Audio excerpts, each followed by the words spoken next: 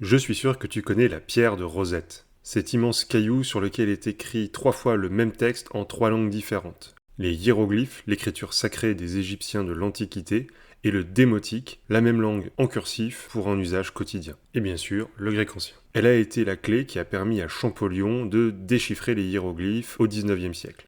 Mais est-ce que tu sais de quoi elle parle ?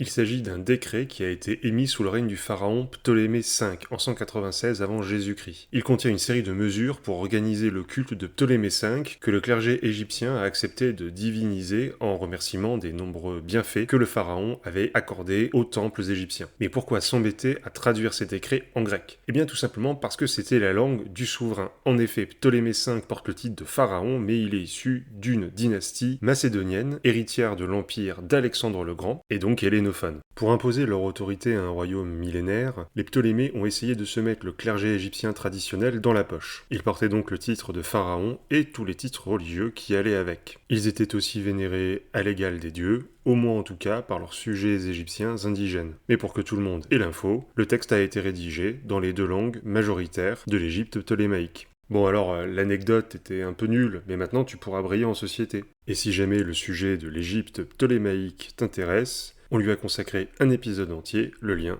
est en description.